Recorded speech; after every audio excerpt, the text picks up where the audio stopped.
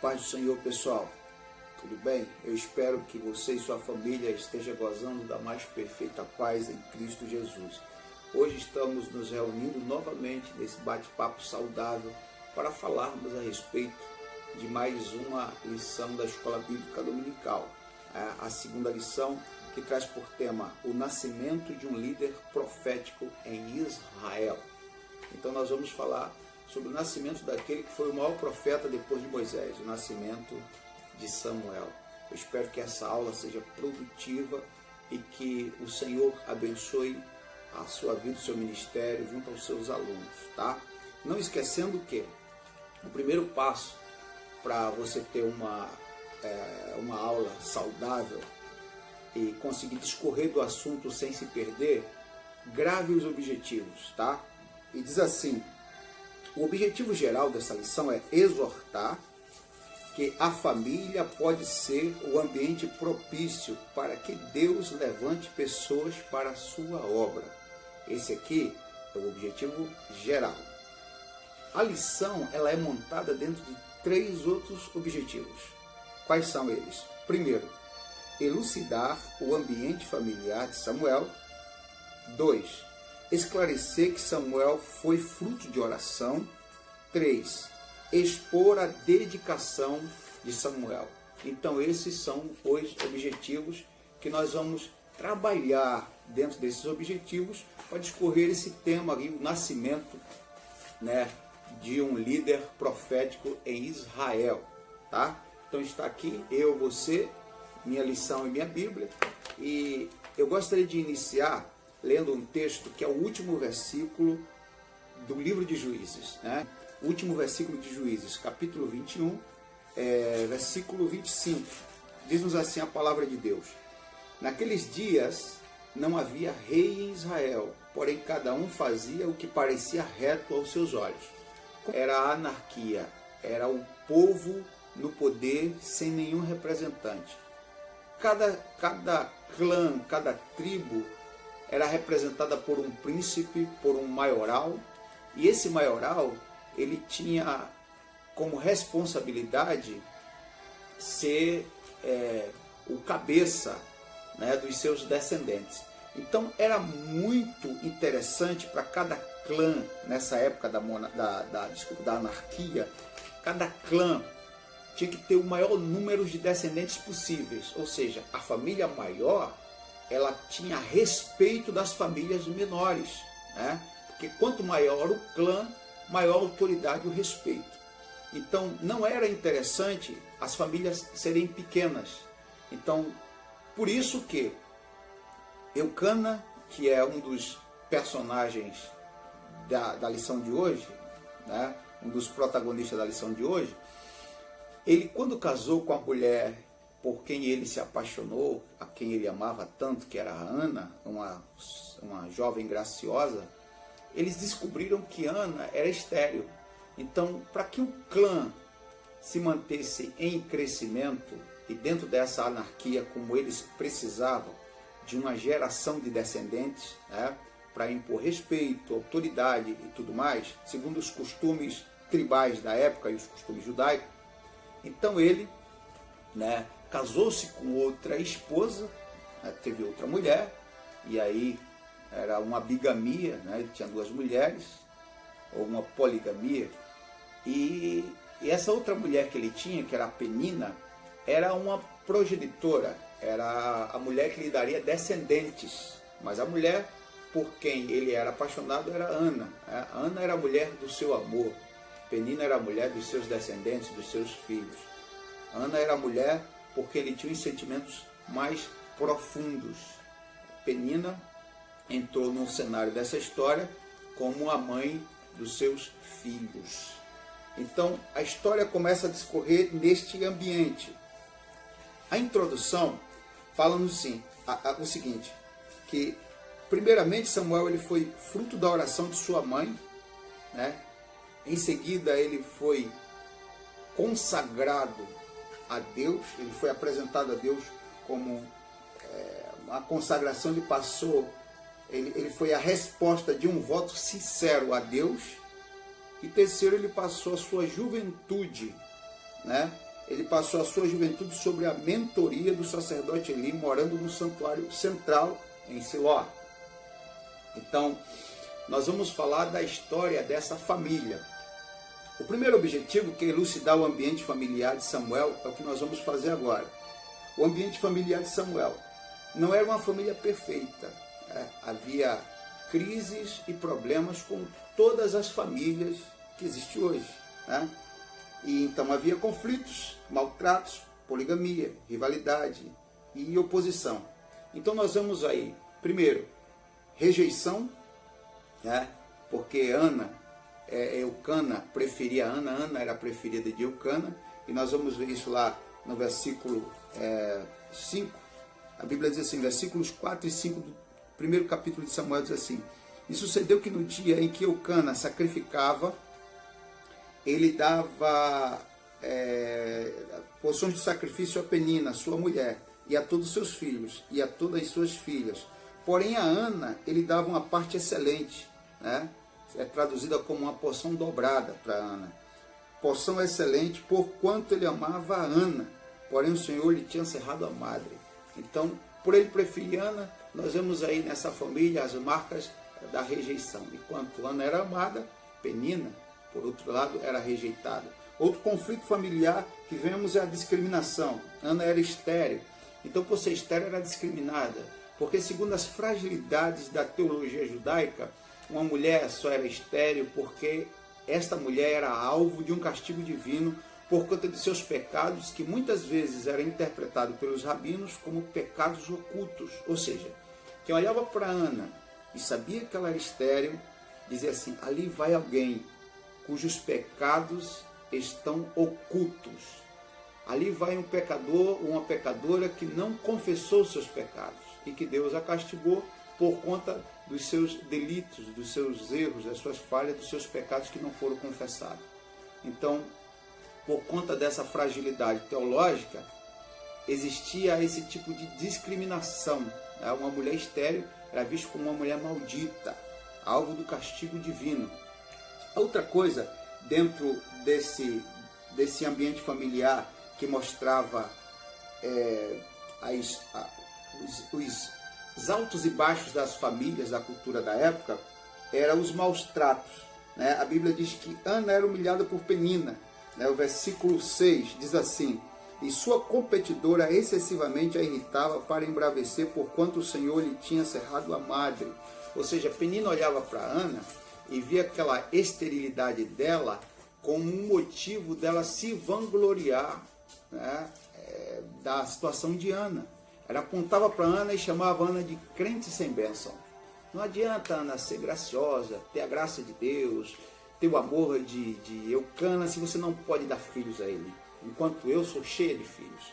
E essa era a razão pela qual esses comentários dela causavam o quarto elemento de uma família decadente, que era a competição. Além da rejeição, discriminação e maus tratos, havia também a competição. Penina exibia os filhos como se fossem seus troféus. O versículo 8, tanto que Eucana sabia disso, que o versículo 8 diz assim, versículo 7 para contextualizar: e assim o fazia ele de ano em ano, quando ele subia à casa do Senhor, assim a outra a irritava pelo que chorava e não comia. Ana chorava muito e não comia. Então Eucana, seu marido, lhe disse: Ana, por que choras? Por que não comes? E por que está mal o teu coração? Não te sou eu melhor do que 10 filhos? Imagina que ele entendia que o que Penina falava era a respeito dos filhos, que fazia com que Ana não tivesse apetite, que Ana chorasse bastante. E por conta desses problemas, Eucana tentava consolar sua esposa amada, dizendo: Ana, não precisa você se preocupar com filhos, que eu tenho filhos com Penina. Eu sou melhor do que 10 filhos. Só que, na verdade, Ana o amava como esposo, mas ela queria sentir o amor de mãe. Enquanto isso, a Penina usava a existência dos seus filhos como um troféu, dizendo: eu tenho, mas você não tem. Eu consegui, você não conseguiu. Eu possuo, você não possui. Eu obtive, você não obteve. Eu conquistei, você não conquistou. Então, esse era o ambiente familiar para aquela época. Vamos mais além. O interessante saber que o primeiro versículo diz assim: houve um homem de Ramataim Zofim, da montanha de Efraim, cujo nome era Eucana, filho de Jeroão, filho de Eliú, filho de Tou, filho de Zuf, Efrateu. A Bíblia mostra que ele era Efrateu, ele era Efrateu, mas ele não era da tribo de Efraim, não era um efraimita, ele era um Efrateu.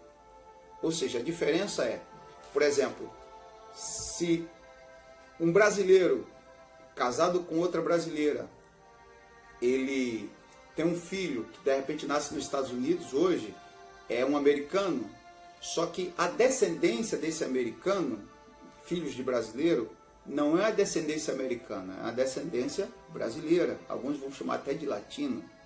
Então, parecido com isso, foi o que aconteceu naquele ambiente. Eucana nasceu ali nas terras de Efraim, mas a sua descendência não era da tribo de Efraim, ele era da tribo de Corá, né? E Corá foi um dos filhos de Isaac, que foi filho de Coate. Então, Eucana era coatita. Para entender melhor essa exposição bíblica, por isso que Eucana era levita. Não adiantava Ana apresentar um filho para servir no santuário se ele não fosse um dos descendentes de Levi, aí ele não podia assumir o sacerdócio. Mas Eucana, era da tribo de Levi. Isso está em 1 Crônicas, capítulo 6, versículos 61, 66, Josué 21, 5, 20, 21, 26 também. A Bíblia mostra o seguinte, que segundo está escrito em Crônicas, no primeiro livro de Crônicas, capítulo 6, versículos 22 ao 28, mostra que a descendência de Eucana era Corá e Coate. Levi foi filho de Israel, filho de Jacó. Uma das tribos era Levi. Interessante que Levi teve três filhos homens. Eu até escrevi aqui, coloquei um destaque para Coate, porque ele teve Gerson, Coate e Merari. Sendo que, por exemplo, os levitas também vêm da tribo de Gerson. A exemplo disso, Asaf, que era da tribo de Gerson. Mas o que eu quero destacar é essa tribo aqui de Coate. Os da tribo de Coate, eles se destacavam por tomar conta do santuário, por cuidar do utensílio, dos utensílios do santuário, do tabernáculo, limpar o tabernáculo, carregar a arca. Tanto que não só carregar peso, como o trabalho de limpeza era com eles. Né? Isso é bíblico. E a Bíblia mostra assim que Coate, ele foi pai de Arão, foi pai de Isá, e foi pai de Hebron e de Uziel. Uziel, Hebron, Isá e Arão. Arão, um dos filhos de Coate, porque Coate era avô de Moisés. Então, Arão, como filho de Coate, casou com a própria tia. Ele casou com Joquebede. Joquebede era filha de Levi, irmã de Coate. A filha caçula, filha moça, filha nova ainda, porque a Bíblia destaca claramente que ela nasceu no Egito, mostrando que ela era uma tia jovem de Arão. Arão, ao casar com Joquebede, deste casamento nasce Arão, Miriam e Moisés. Então, da descendência de Arão, irmão de Miriam e de Moisés, veio os levitas que agiam, que trabalhavam no ministério sacerdotal. E esse ministério do sacerdócio araônico foi até Ofni e Finéias, quando aborreceram a Deus e Deus resolveu eliminar essa geração de sacerdotes. Quando Deus eliminou, Deus suscitou outra geração de sacerdotes, ainda da linhagem de Levi, mas não por intermédio de Arão, mas por intermédio de Samuel, família de Samuel, que veio de Corá. Né? Então mostra aqui o seguinte, lá na frente você vai ver Abiatar, né? Um dos, vamos dizer, remanescente ainda do sacerdote araônico. Mas Isá foi pai da tribo de Corá, de onde veio Eucana e Samuel, tá? E os coatitas Bíblia diz em Números 4:4 e também no capítulo 7 de Números, acho que versículo 29, versículo 9, mostra os serviços dele, né? Havia até cantores da tribo dos coatitas, né? Que era descendente de Coate por Corá. Então, Eucana era um levita. Então, por ser um levita, ou seja, da tribo de Levi, e não um sacerdote, Eucana não era um sacerdote, mas era da tribo de Levi, Samuel, ele tinha no sangue, né, a descendência dos sacerdotes. Vamos adiante. A Bíblia mostra que a bigamia presente, a bigamia não é o modelo bíblico, né? A Bíblia mostra o seguinte, em Gênesis 2, salvo engano, versículo 24, que Deus, quando criou o casamento, Deus criou o homem e a mulher e fez ambos a mesma carne. Jesus fala lá em Mateus capítulo 19, versículo 5, a seguir, a respeito desse contexto de Gênesis. A Bíblia diz, serão dois uma só carne, não serão três, não serão quatro uma só carne, serão dois uma só carne. Jesus falou, no princípio não era assim, porque no princípio não era três, quatro uma só carne. No princípio Jesus falou, eram dois uma só carne. Ou seja, Deus criou o homem e a mulher para um homem ter apenas uma mulher ter apenas um homem. É o que Paulo fala em 1 Coríntios capítulo 7, né? Cada mulher possui o seu próprio marido, cada homem possui a sua própria esposa, né? Então está num artigo definido, não está numa pluralidade. Então o modelo do casamento bíblico é o modelo nuclear, aonde o que predomina é a heterossexualidade, tá? E a monogamia, ou seja, são pessoas de sexo oposto, homem com homem não é casamento, mulher com mulher pode ser qualquer coisa, não é casamento. O casamento nuclear bíblico, ele é o casamento heterossexual, de pessoas com sexo oposto, e é um casamento monogâmico, onde o que predomina é a monogamia, ou seja, um homem para uma só mulher, uma mulher para um só homem. Eu sei que nesse contexto cultural, onde o que predomina aí é uma cultura, né, de imoralidade, onde o hedonismo tem tomado conta da mais alta sociedade, de todos os seios culturais, manter o padrão bíblico não é fácil, é desafiador, mas a igreja do Senhor, o seu papel é esse, é ensinar a sociedade que Deus não muda e seus padrões permanecem o mesmo, ok? Vamos adiante. Piedade. Uma família piedosa. Piedade vem do grego Eusébia. Eusebeia, que remete a reverência, respeito, temor e fidelidade a Deus. Aquela família que tinha tantos conflitos, tinha problema de poligamia, tudo isso, mesmo assim, com todos esses defeitos, não era uma família perfeita, mas era uma família adequada para Deus usar.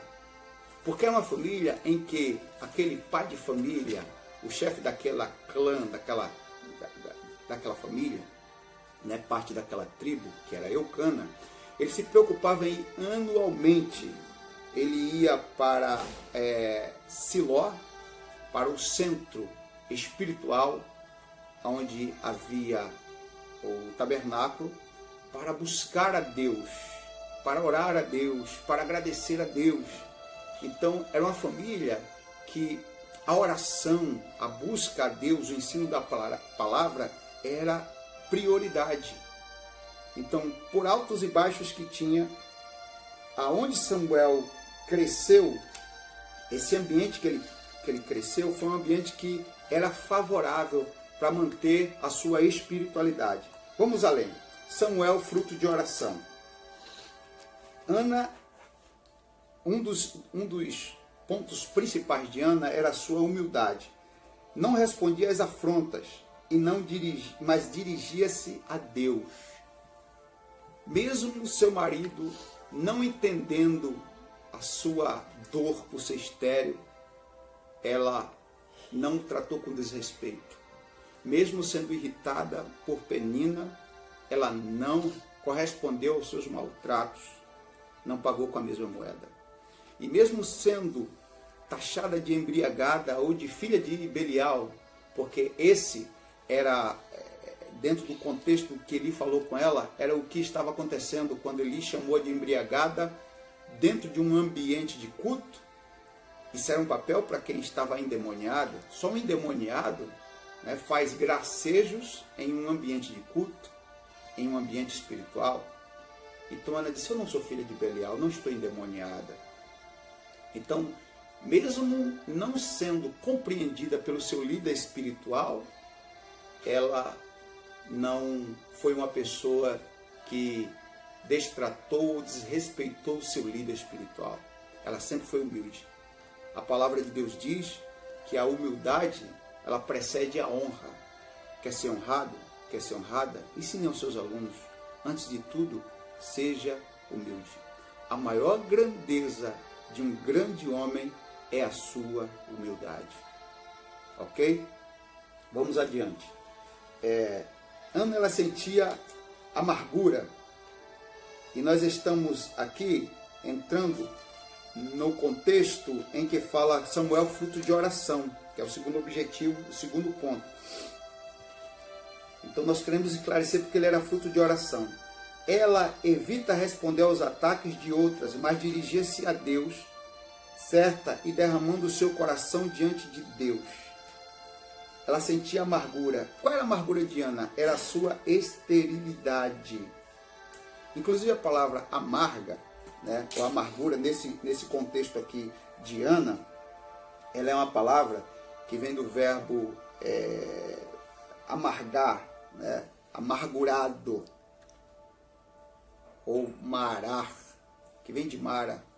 Aparece 15 vezes na Bíblia e representa dor, profunda dor. Então, essa dor profunda que era pouco compreendida, a Bíblia diz assim, no santuário ela orava, a lição diz, no santuário ela orava ao Senhor apenas com os lábios, o que não era comum para os hebreus. Os hebreus, quando ele fazia suas orações, era falando, mexendo a cabeça, mexendo com parte do seu corpo, mas alguém só balbuciar palavras não era comum. Mas o que Ana estava fazendo é o que, por uma revelação, a gente aprende aqui no capítulo 8 do livro de Romanos, diz assim, versículo 26, da mesma maneira também o Espírito ajuda as nossas fraquezas, porque não sabemos o que havemos de pedir como convém, mas o mesmo Espírito intercede por nós com gemidos inexprimíveis. Quando não tiver mais palavras, mesmo gemendo, não pare de orar. Ensine isso aos seus alunos, porque os nossos gemidos são transferidos aos céus e eles são decodificados diante de Deus como pedido de socorro.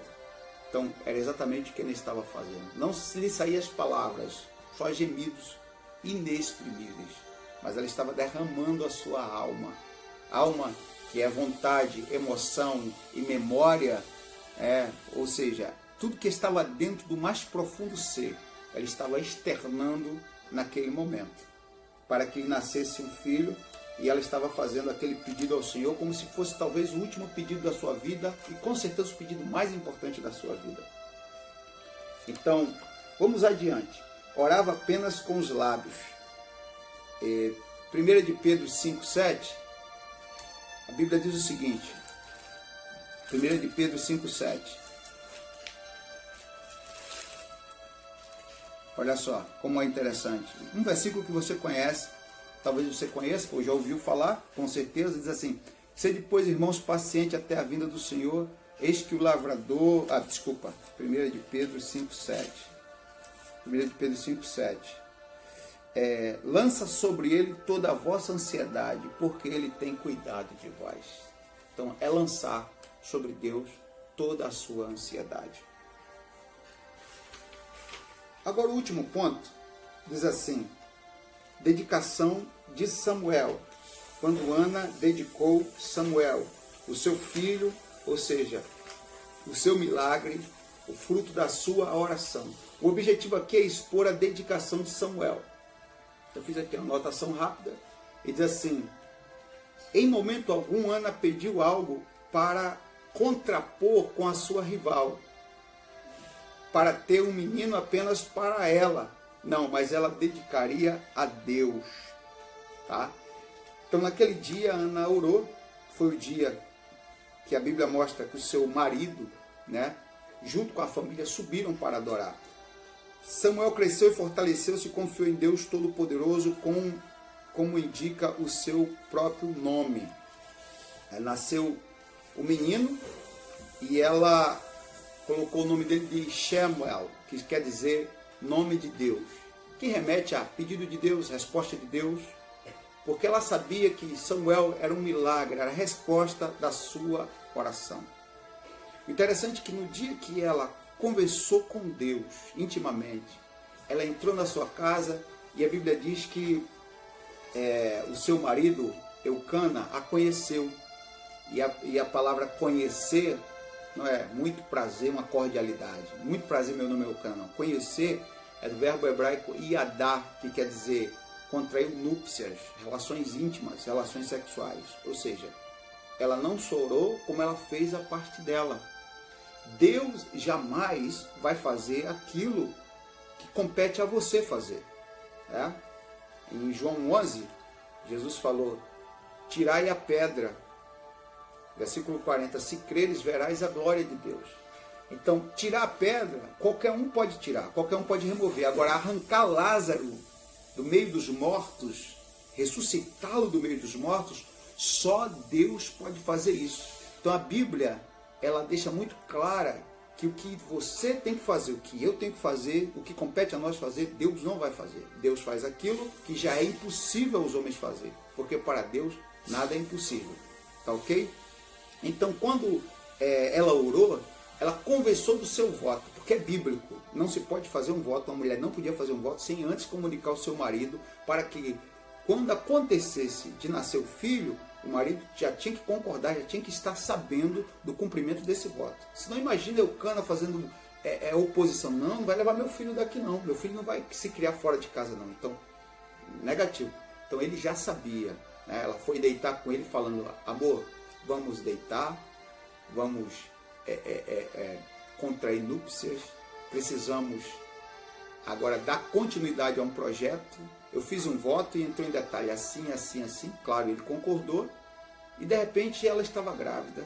O menino nasceu, colocou o nome dele de Samuel, pedido de Deus, resposta de Deus ou nome de Deus, um nome que remete à piedade de Deus, à misericórdia de Deus, o favor de Deus.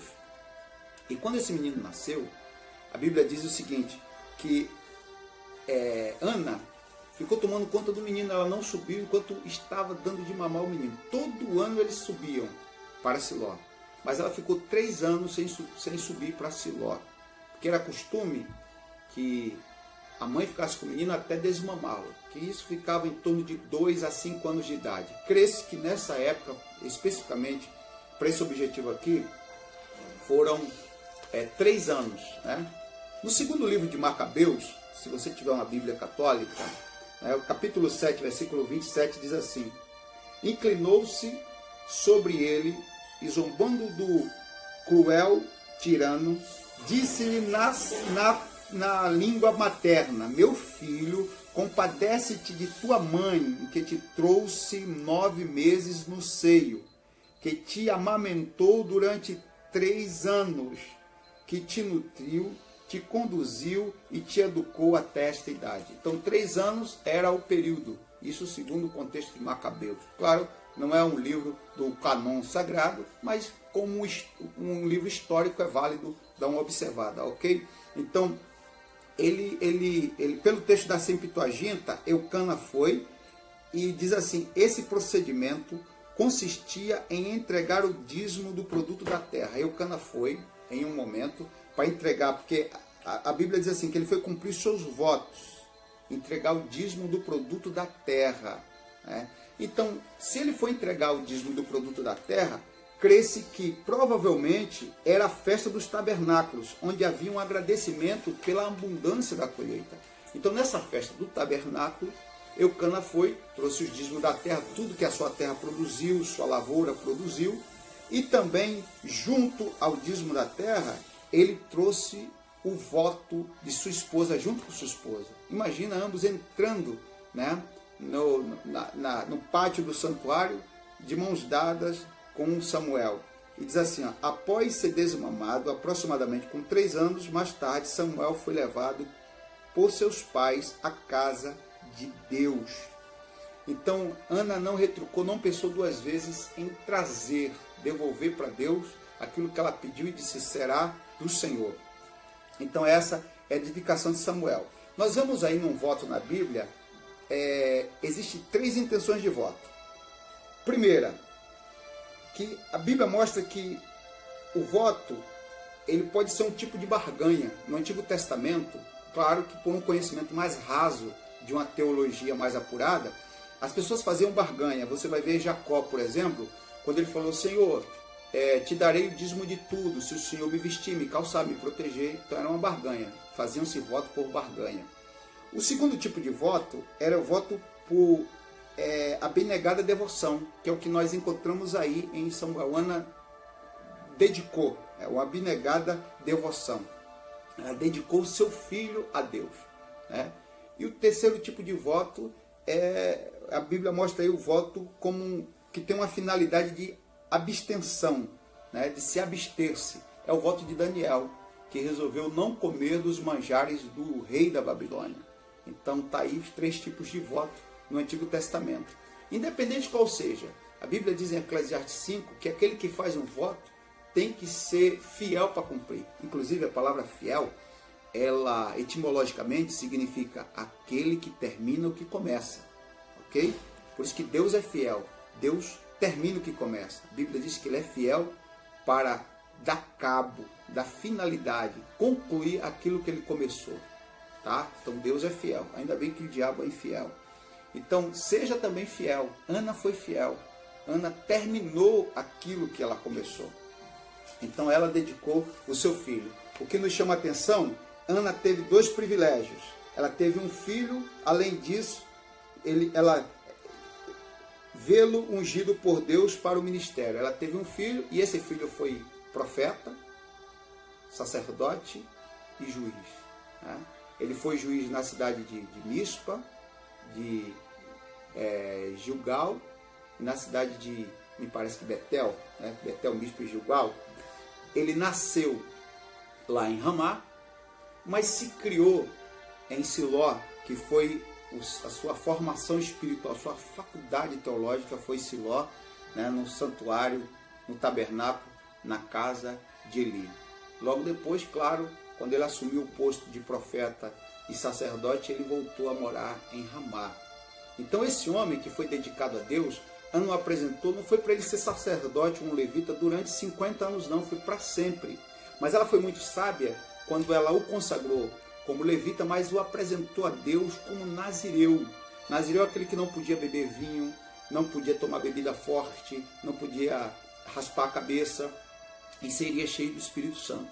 A Bíblia mostra 3 nazireus que tiveram uma proeminência no cenário bíblico, né? Entre eles, os que a Bíblia mostra, além de Samuel, tiveram seu nascimento anunciado. Sansão, no capítulo 13 de Juízes, João Batista, né, que era filho de Zacarias, e Samuel. Eram homens cheios do Espírito Santo. O que eu acho interessante na vida de um nazireu é que, por exemplo, o sacerdote, ele viveria corretamente dentro de uma liturgia, de um cerimonialismo. Mas Ana é como se Ana dissesse assim, eu não quero que o meu filho seja correto só em cerimônias, só dentro do culto, só na hora de louvar. Eu quero que ele seja consagrado a Deus 24 horas por dia.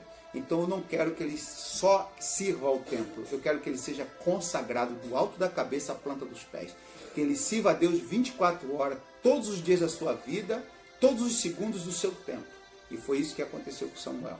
Então, Deus abençoe a sua aula. Eu quero pedir, né, eu, Cassiano, o seu amigo, servo de Deus, o seu conservo em Cristo, eu gostaria de pedir que você, desse lado aqui, se inscrevesse no canal, fortaleça esse canal e, se você puder, compartilhe essa mensagem, abençoe outras vidas. E desse lado aqui, você deixa o seu joinha, faça o seu comentário, tá? E seja ricamente abençoado. Deus abençoe a sua vida e até a próxima, querendo Deus. Forte abraço em nome de Jesus.